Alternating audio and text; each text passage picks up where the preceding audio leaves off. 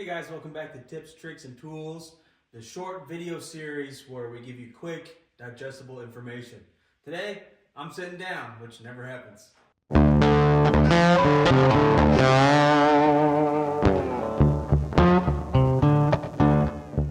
wiring up this beautiful Lincoln Capri here. We're going to be wiring up the headlights. Just something I want to throw out there for you guys' information is when you wire in the headlights, it's really simple. We are going to run both the in and out for high beam and headlight power out of the back of the connector of the left front headlight. Now this might sound crazy. You might think about splitting it somewhere else, which is fine too, but I'm just showing you guys how I do things, and this keeps it real clean and consistent because I wire cars over cars, after cars, after cars. So this is how I do it on every car that I do.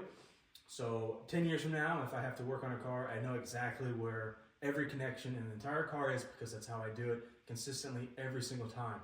So the power from the switch is coming to the back of the driver's headlight, and it's getting crimped to that connector, and the out is on the back of that connector going over to the other headlight. Pretty simple, common setup. This is how most vintage cars were wired back in the day, and this is one of those things where this is not dangerous, it's safe. There's not really a way that's safer, better. It's all just different options. So this is how I like to do it, and these crimps and these connections are really nice and clean. Now we have our headlights here, which we're going with some aftermarket headlights instead of stock style headlights. This is kind of a cleaner look now. It's getting more common. It's mostly common on the trucks more than the cars, I would say. But this nice, clean headlight lens. So it's a lot brighter, obviously, than 6-volt stuff, because this is where we're coming from. But also for 12-volt stuff, this is pretty bright too. So this car is going to look cleaner with a nice clear lens. I used to call these a European style lens. I don't really know what they're calling them now. But, 15 years ago, that's how you'd find them, as a European lens. Now it's just a clear lens. I think it's so common they don't call it that anymore. But we just have a 3-prong connector on the back. You could just put spades on here and connect them directly, but I have these really nice clips that come in the Haywire packet. They're headlight clips. Oh, I left them over there. So these connectors are really nice. You can slide and clip the actual steel connectors into these. If you have an issue, you can put a screwdriver in there, a really small one or a small pick, or a connector, a disconnector, so it slides in there and unclips that steel connector out of the back of this clip. But what I like about these, it just makes it a nice, good connection into the back of your headlight. Stock style, really simple to use, really simple to grip. Now I'm going to show you how to grip them here. I have my high beam, I have my headlight, and I have my ground. Now my grounds are always located closest to whatever it's powering as possible. That's just the way I like to do it. So this ground just goes to the fender because I'm not going to ground where the water and rock spray. So it comes through the headlights together, and it's going to ground. It's not grounded yet, but you can see the connector here. It's going to ground to original ground location. Sometimes I do original ground locations on a highly customized car. I'm going to take the extra time and effort to hide all my grounds, but on just a normal wiring job, I don't hide them necessarily, but I do put them in original locations or locations that's easier to test. So I'm always wiring everything that I do with the thought of, hey, this is a customer's car. Hopefully 15, 20 years from now, this customer is still bringing me his car. So I'm going to wire it how I want to work on it 15 years from now. So I always keep that in my mind and have everything a little bit accessible or very easily accessible, unless it's an uber ultra custom style car. So let me show you how these cool connectors work and getting these headlights set up. So you can see here, I have my connectors set up and how the power is gonna go in and out to the headlight through the same connector. I have both wires right here inside this connector. Then I shrink wrap over it so there's a good tight fit. These wires aren't going to flex up by the connector. They're going to flex way back here behind the shrink wrap. So whenever you shrink wrap behind connectors, the thought is we're keeping the flex away from the connector, and over time, it's not going to wear that connector out to where it opens up and falls off. So that's the thought anyways. So far, so good. I've wired cars 20 years ago that are still doing good. So just weird little things like that to keep in mind. Also, I use this fabric tape on everything. It will not hold moisture in like your traditional electrical tape. If this gets wet, it'll dry out. If it gets oil in it, there won't be oil stuck in there between the wire and the cover. You can spray it with degreaser, all the oil gets out of it. So if you have like those plastic conduits or traditional electrical tape, the oil stays inside of it until you completely rip it off. So that's a real pain in the butt. That's why I like to use fabric tape. And then obviously I have a rubber grommet up in here to keep the wires from any vibrations cutting themselves open.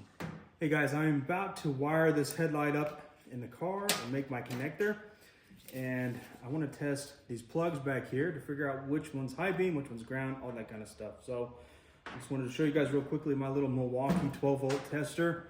This has an on and off switch and it has a fuse. So if I do something wrong, it's going to blow this fuse instead of hopefully blowing whatever component I am trying out. So I just got this off Amazon. This is nothing special. And I'm going to test this headlight. And if you guys have wired headlights before, you already know which one's ground and which one's high beam and low beam and all that kind of stuff, because it doesn't really change. But if this is your first time, this type of stuff is what really helps you out. So there's tools, diagnostic tools that can just make your life better. Now I already know which one the ground is, so I'm going to go ahead and ground it. And I'm going to show you how this works. So I'm going to switch my power to on. And I'm going to try one side, see if it's a high beam. Try the other side, see if it's a low beam. So there's that one. There's that one. My battery is definitely dead. But you can see how easy it is to test it side to side. I'm just touching one. I'm going the other and touch the other one. So that's our high beam. I'm going to label that high beam with my Sharpie here. That's our low beam / running lights. So I'm going to label that L. So just on the back, I'm going to make myself a note. Turn this off.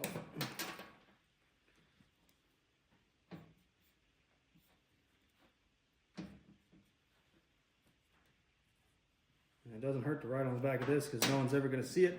Or hopefully they're not going to see it for a very long time. High beam, low beam, ground. Just label on the back with the Sharpie. You can't really see it in the video, but that's what I'm doing. So it's nice to have tools like these. I've shown them in a video before, but hey, not everyone watches every video. And I think it's an important tool to have because it's like $15 if you already have Milwaukee batteries. So let's go ahead and get this wired on the car. All right, I'm gonna show you guys how I wire in these really cool connectors. I mean, really, they are standard, they're basic stuff, but if you're just wiring your car for the first time, these are the type of things that you miss. But let's see if I can get that. So these connectors crimp in two places. One is going to crimp on the wire, and the one that's further back is going to crimp on the insulation. So the copper wire, the insulation, so it's going to hold it really well. I always make sure to also put shrink wrap over these as well, so it just even tighter fit. When you put shrink wrap on the end of any connector where the wire can move and flex is further away from the connector, because the shrink wrap is doing more than just protecting it from touching the ground. It's also protecting it from flexing where the crimp is. So keep that in mind. Definitely set these up to get shrink wrapped. So I'm going to cut these and strip these wires. And I'm going to give myself a good amount for the connector. So I'm going to cut it about here. And obviously the headlight's not going to stick out that far. It's going to push these wires in and connect to the back of that light bulb. I like to give myself a good amount of wire left, because hopefully I'll be working on this customer's car for like 15, 20 years, coming in for upgrades, modifications, or maintenance. And if we have any connector issues, wire or electrical issues, I have plenty of space to fix a bad connector by cutting the end of the wire off and put a new connector on it. So if this is your personal car, or if you just want to do good work on a customer car, that's the type of things you need to keep in mind. Is this going to be easy for you to fix, 10 years from now? Or did you screw yourself and have to run a whole new wire? So that sucks.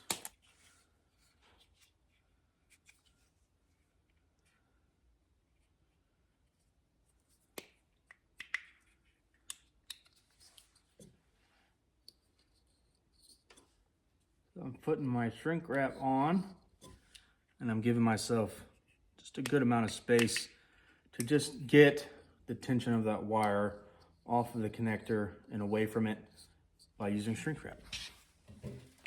Now I have a special crimper just for these type of connectors, and it's just a bunch of step eyelets. So I'm going to use a small one, the small eyelet here, to round this connector off so it crimps into a circle. Then I'm going to use the smaller teeth eyelet, so you can see on 4 here. Hopefully you guys can see that in the video. On number 4 here, how it's more of a M type crimp, so it curls it up onto itself, and in the middle it's holding it really good too. So it's going to be a double crimp on both connections, so hopefully I can get this in the video decently. All right, so here's what I hope is a good view to show you how this crimp works on these style connectors.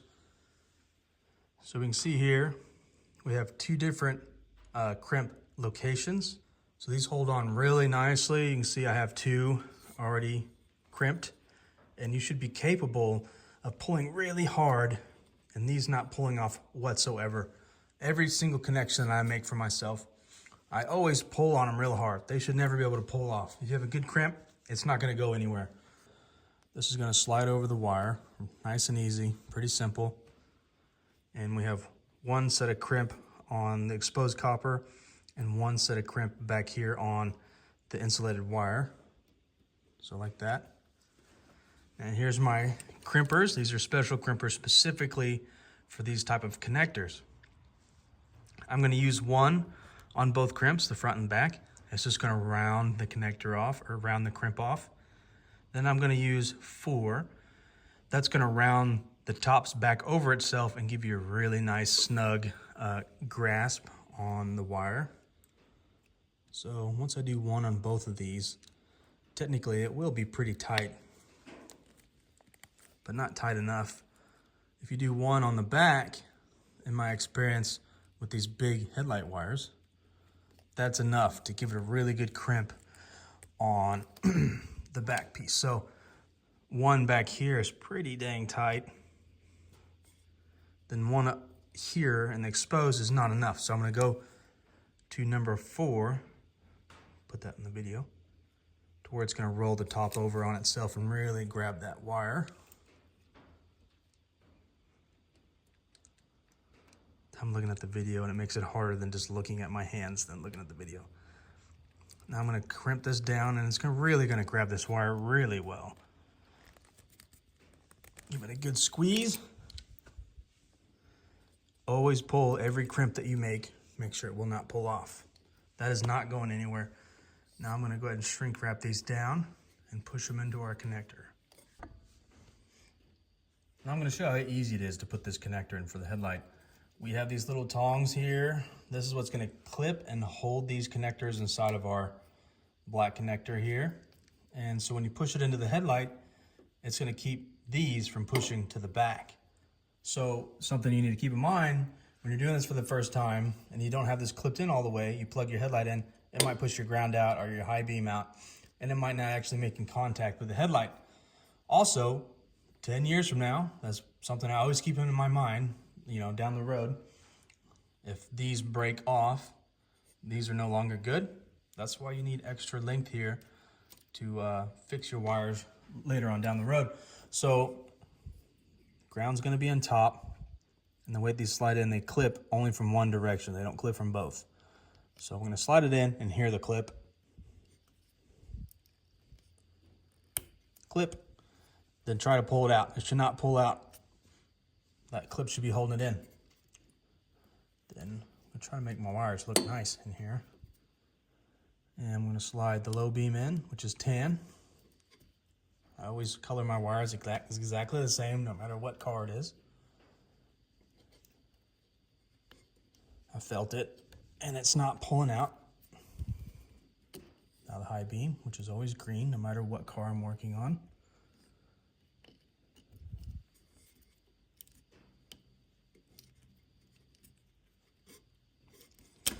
Yep, see, I pulled it out, so it wasn't clipped in. There, clip. Now it's not pulling out, not pulling out. Oh, it pulled out. I'm gonna pull this tongue up a tad, push it back in.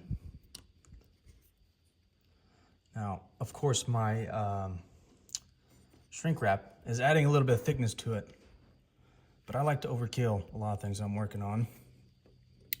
Clip, there we go. So it made it a little bit tight with that shrink wrap in there, but it's still a good thing to do because it's just keeping the flex of the wire away from the crimp. So some of those things are give and take. So let's put the headlights in and see how nice they look on this car.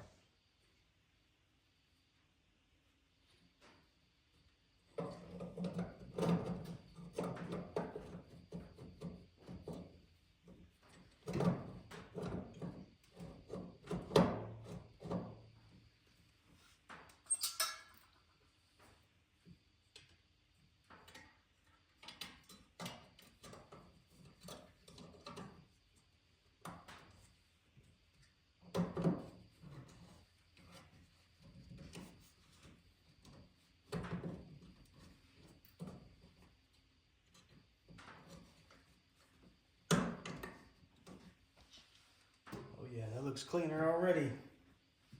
Yeah, I love these style headlights. Let me know in the comments what you guys think about these cleaner, clear headlights. I mean, obviously they are brighter. I mean, I can tell you from doing them 100 times, they are brighter, but not everybody likes them. But I like them a lot. I mean, I think it sets this car off a tad. Not like it needs any help looking good. It's a very nice looking car. I've always wanted to get one of these and just customize it because it doesn't need much to make it a cool custom. You know, they're so pretty with really great lines. And a lot of things guys do custom aren't too far from this. I mean, if you just shaved some of the emblems off of this and did a little bit of lead work, you know, bring some of the headlights in, this thing would be pretty cool because it has some really nice taillights stock.